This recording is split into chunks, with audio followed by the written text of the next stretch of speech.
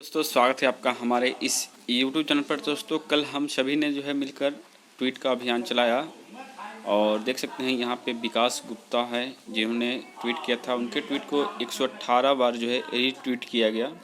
वहीं अनुपी हैं यहाँ पे, उनका भी 10 बार रीट्वीट किया गया। शिक्षा संसार है, प्रवीण कुमार हैं, इन सभी का आप देख सकते हैं रीट्वीट 40 बार 45 बार हुआ है। उसके बाद रवि जी हैं, उसके बाद आपका ये मेरा हुआ जिसमें 98 बार जो है रीट्वीट हुआ है। तो कई सारे कैंडिडेट जो हैं और यूट्यूब वाले जो हैं इस तरह का अभियान कल चलाए हैं, लेकिन इसका असर नहीं हो सकता है खास करके बिहार में। फिर भी कोशिश तो जारी रहेगी दोस्तों। असर होना न होना ये तो आयोग और सरकार के ऊपर है, लेकिन हमारी कोशिश जो है हमेशा से इसी तरह से रहती रहेगी। ठीक है, चलिए दोस्तों आगे बढ़ते हैं अगले अपडेट की तरफ। दूसरी खबर यह है दोस्तों कि बीएड की संयुक्त प्रवेश परीक्षा अब 15 जून को होगी। ये पहले 30 मई को संभावित थी, जिसको अब बढ़ाया गया कल के फैसले के बाद। और कल अंतिम दिन था बीएड के फॉर्म भरने का। चूँकि बहुत ही कम कैंडिडेट इस बार फॉर्म भर रहे हैं दोस्तों, लगभग 40 से 50 हज़ार ही जो है कैंडिडेट इस बार फॉर्म भरे थे 7 तारीख तक। इसी कारण से इसको आगे पोस्टपोन किया गया। तो इस पर सुनहरा अवसर है, हो सकता है बहुत ज़्यादा से ज़्यादा 60 से 70 हज़ार ही लड़के फॉर्म भर पाएँ। तो जिन भाइयों को लगता है कि बीएड करना चाहिए और एक अच्छा विकल्प है टीचर लाइन में, टीचर जिनको बनना है, तो वो चाहें तो इस फॉर्म को भर सकते हैं। अभी इनकी तिथि जो है बढ़कर 25 मई कर दी गई है, जो 7 तारीख तक थी। ठीक है, तो आप लोग आवेदन कर सकते। देखिए यहाँ पे बताया गया कि अब तक 54,000 छात्रों ने किया है आवेदन। बहुत ही कम कैंडिडेट है। पिछली बार 1,40,000 करीब चले गए थे, लेकिन इस बार बहुत ही कम था, इसलिए हो सकता है इसको बढ़ाया गया है। चलिए आगे बढ़ते हैं दोस्तों तीसरी खबर पर।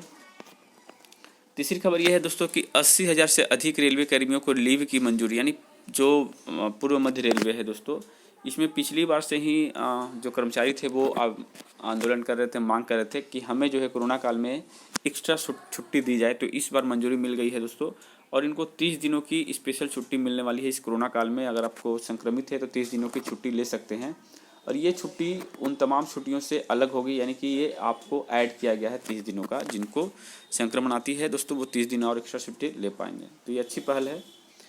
चौथी है दोस्तों कि शिक्षा कर्मियों का वेतन जो है 2 सप्ताह के अंदर। दोस्तों इस तरह से लिखा जाता है, लगता है इसे कितना बड़ा काम करने जा रहे हैं। ठीक है, अब भाई आपको शिक्षक बनाए हैं, आप उनको नियुक्ति दिए हैं, तो अब वेतन तो आप तो दीजिएगा ही।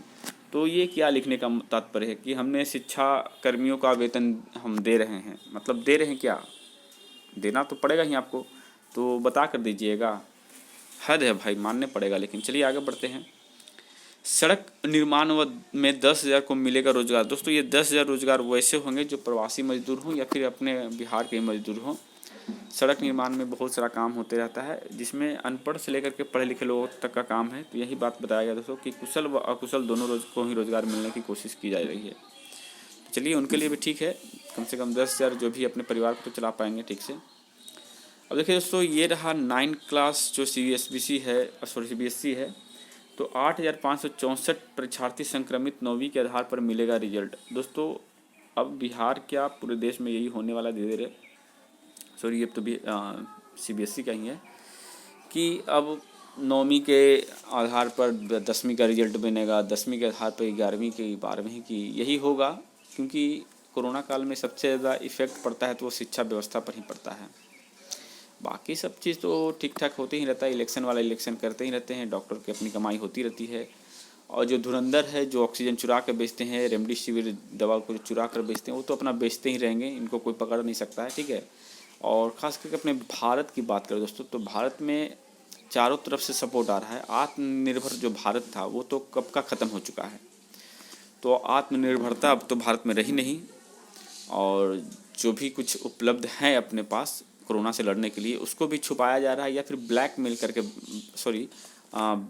बेचा जा रहा है। यानी दोस्तों ये भारत का एक संस्कृति है कि जब आपदा पड़े ना तो पहले चोरी करो, उसके बाद उसमें जितना ऊंचा दाम लगा करके बेचो।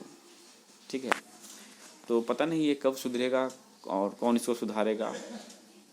तो चलिए दोस्तों यही सब था वीडियो में, ज़्यादा कुछ नहीं था। और कुछ लोग कह रहे थे बिहार SSC का रिजल्ट कब तक आया, तो दोस्तों इसके ऊपर ना मैं कुछ कह पाऊँगा, ना ही आप लोग समझ पाइएगा। ये डिपेंड करता है इस कोरोना के ऊपर। और आयोग के ऊपर। तो चलिए इसी के साथ वीडियो समाप्त करते हैं। जय हिंद, जय भारत।